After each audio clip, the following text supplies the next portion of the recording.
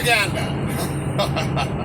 Let me tell you a little bit about propaganda. You see, Massachusetts, according to a Facebook post that I saw yesterday, they have a bunch of little kids holding signs up that say, ban the flavors. Don't you find that a little bit strange that they have kids that are under the age of 16 holding signs up that say, ban the flavors? Makes me want to ask the question, what the hell are kids doing with vapes in that school? Where are the teachers? Where are the parents, right? Ban the flavors, huh? You know, the problem with propaganda is real people can see through that propaganda. Real people can see through that propaganda because we're not stupid. We're not morons. We're not imbeciles. If you've got a kid holding a sign up that says ban the vape or ban the flavors, what's that supposed to do? Tug on my heartstrings? I gotta have a heart first, huh? Ban the flavors, ban the vapes. I got a better idea for you. I've got a better solution. Considering the fact that vaping has helped 13 million Americans quit, how about taking all the vape stuff, including the stuff out of the convenience stores, where kids can get a hold of it, huh? How about taking all that stuff out and putting it in the vape shops where they belong? How about taking your THC and your CBD stuff and putting them in dispensaries where they belong? Maybe it's just that easy, I don't know.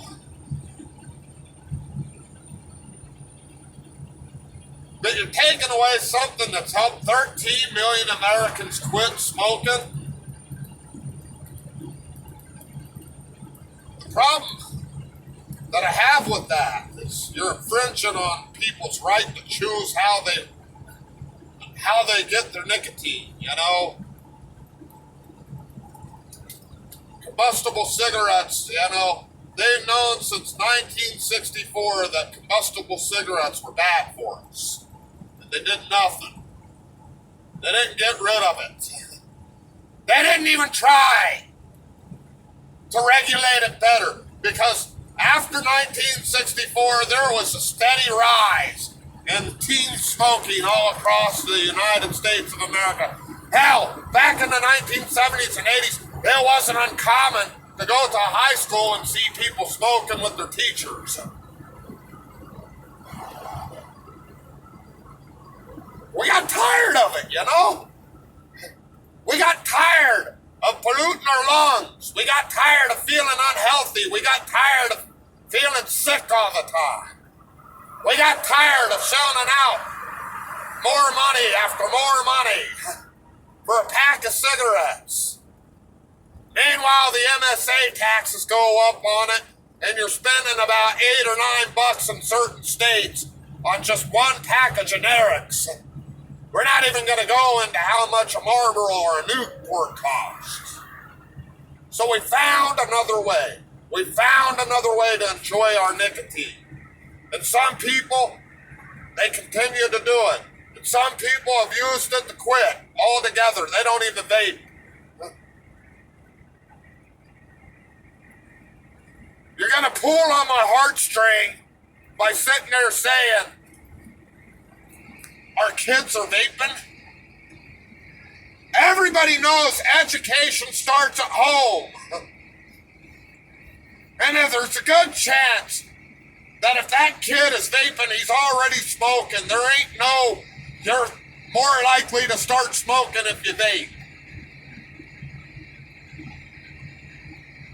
There ain't no peer pressure out there, folks. You don't do something because someone twisted your arm to do it. You do it because you already want to do. There's no amount of propaganda out there that can change that. There's no amount of propaganda out there that can make it better.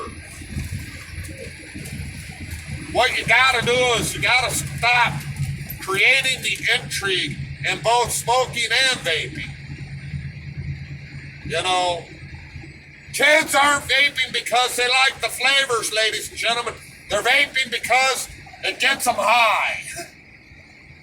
You know, pretty much how that first cigarette feels after a long day without one. It gets them high.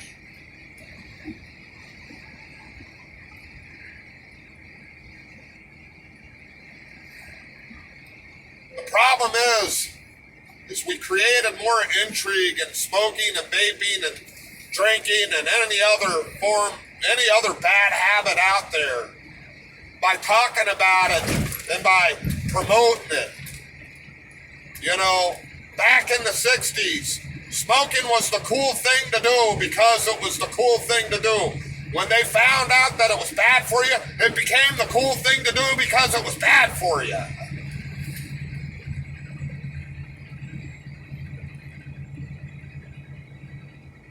Mom and Dad would sit there with their cigarettes and they'd be like, we don't want you to smoke. But when they're talking to their friends about smoking, they were sitting there saying, hey, I love my first cigarette when I first wake up in the morning with my cup of coffee.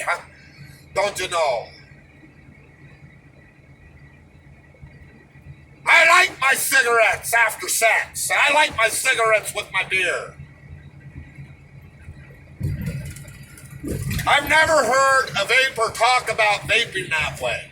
What I've heard a vapor say about vaping is how much it helped them get away from combustible nicotine products, which saved their lives. I've never seen a vape shop advertise to kids the way Juul advertised to people. All right? And I wouldn't even go as far as to say that Juul advertised to kids. If you ever saw the one Juul commercial that they had playing for the longest time, it was of a young business professional woman grabbing a Juul pod and smoking it.